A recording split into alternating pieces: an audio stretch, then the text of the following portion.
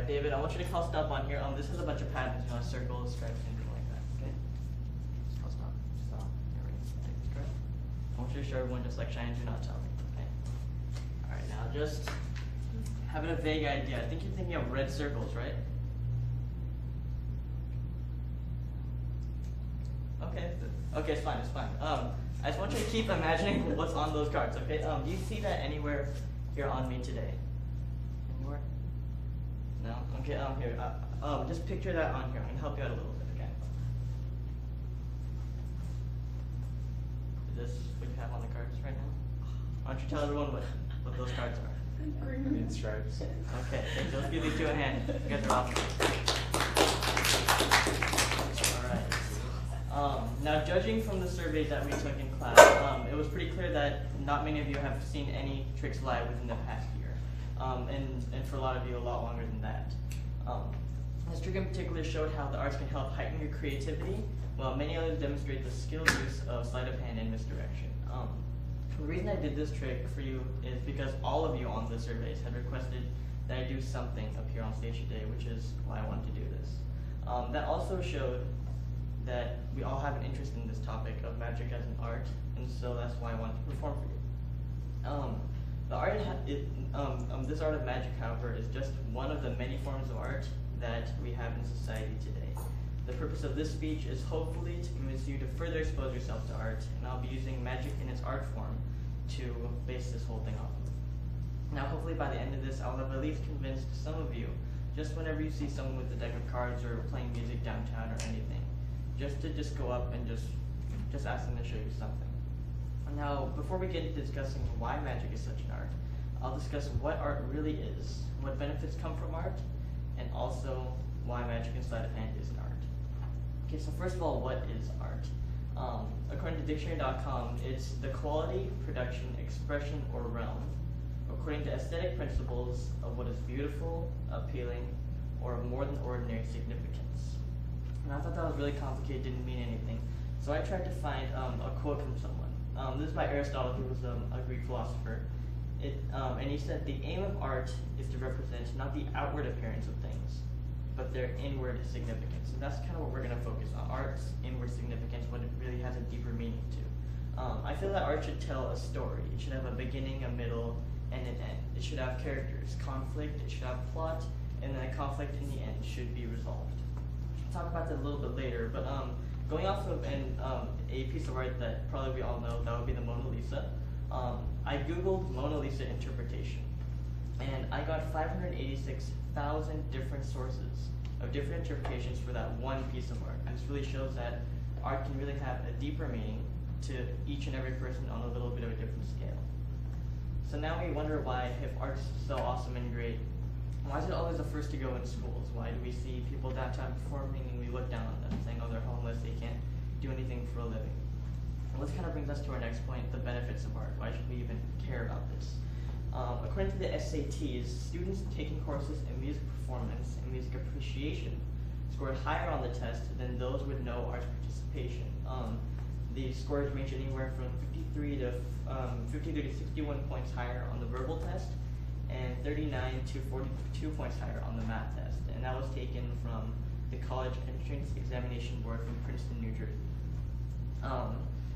The arts can also help increase your creativity. We can definitely see this with the progression of art through the years. Certain time periods have been defined by the art that they produce.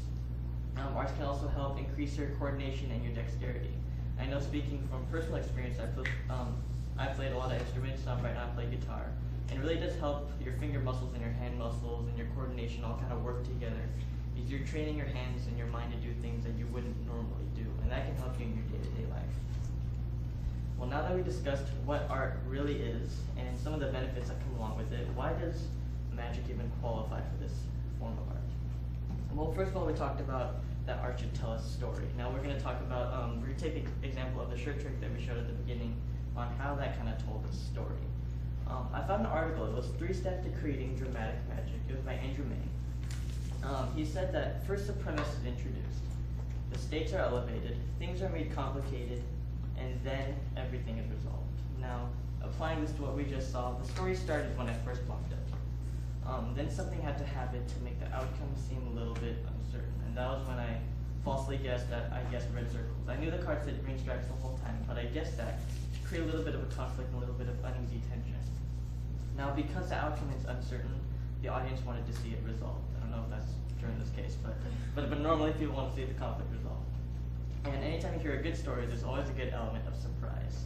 That was when I turned around, I did the trick, and everything was resolved, and everything fell back in order. That was just one way we could look at this as how art can tell a story at times. The next point we talked about was the benefits of art. Now, speaking specifically to the magic industry, it's progressed so much from its beginning. It started off with pulling a selected card out of a deck to things like this. I've seen phones being put inside balloons, coins teleporting. I've seen David Copperfield just start flying. It's ridiculous. And another benefit of art is the dexterity and coordination. I don't know if you remember on the survey, but I asked if you've seen anyone do anything fancy with cards, and the term for that is flourishing. I didn't do any of it today, but it really does help your dexterity. It's just a false way of moving the cards at once. It just looks really awesome, but it's ridiculously hard to do with your hands sometimes, and it's not fun at times. But yeah, if you do, however, follow my plan and just go out there, talk to someone who is performing, just ask them to show you something cool. This will help grow the growth and creativity that's increased not only in the magic industry, but also everywhere in schools all over the place. Because kids will start to see that, oh, maybe this is something cool that I should do, and then they'll go into that and it will expand the industry even more. However, if you don't, this will be a slow and slightly inevitable fall of the arts. I know, speaking to the magic industry specifically, we need spectators to do magic. Without spectators, there's no magicians. Without magicians, there's no creators. Without creators, then it just stops here and everything just kind of goes to a tumble. Now, I think that Bud Clark, is kind of in conclusion, he did it best when he did this. You need to expose yourself to art. I thought that was pretty funny. Thank you, Ms. Nadal, for showing me this picture. Now, just briefly today, we kind of talked about what art really is, the benefits of art, and the art of magic in its form. Now, what can you do to help with this art form? Well, downtown, they are pretty much everywhere. Just go on Hawthorne, they're literally like on every single block. There's not so many magicians, but if there's a musician or anything like that, just someone on the street corner just performing something, just go up and ask them to show you something cool. By doing this, you'll not only be exposing yourself to art, but you'll be advancing it in the best way possible. Thank you.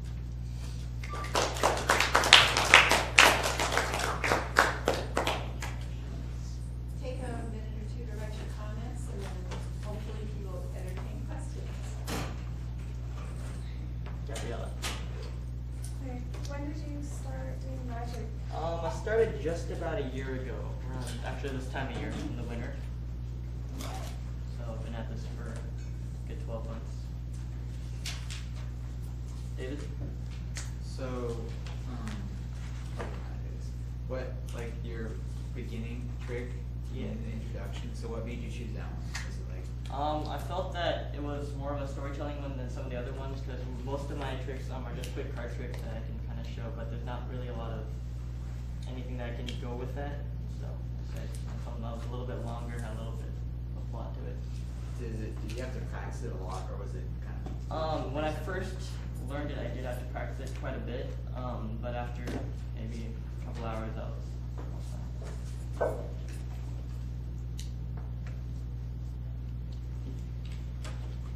Miss Nadal. What's the hardest part about doing magic tricks for you? For me Or the personally, most challenging? not messing up halfway through, because I've had that happen. It's extremely awkward. Like actually messing up, not pretending to mess up. Because then it's kind of like this awkward tension between you and the spectator. It's kind of standing there like I don't really know what to do anymore. And so yeah, but Have you had a mentor or anyone? I've had just a couple mentors. I usually learn all my stuff online. I go to a couple websites that I like. I learn some stuff from there. Okay. No, I just wondered if anyone had ever given you any, hints. There was this one guy at the mall who actually got me started in this. He did this trick where he popped a Hershey's Kiss out of a card. I don't even know what happened. It was ridiculous, and so I was like, how do you do that? And so he kind of got me started in this. That was cool. Any advice you have for people doing magic tricks? Practice if you want to. I usually practice when I'm watching TV. Just like whatever, just like. Do you like card tricks? Ones with objects, or? I like everything. So it depends on the trick. If I usually test it out a couple times before I keep performing it. But there's a couple of the ones that I do most often for people when I'm performing. Yeah. Anyone else have something they'd like to know? Will it make a good job or profession? Probably not. I'm just doing it as a hobby, but I'm probably not gonna take it as like my professional job or anything like that. There we go. Okay. Thank you for your. Yeah.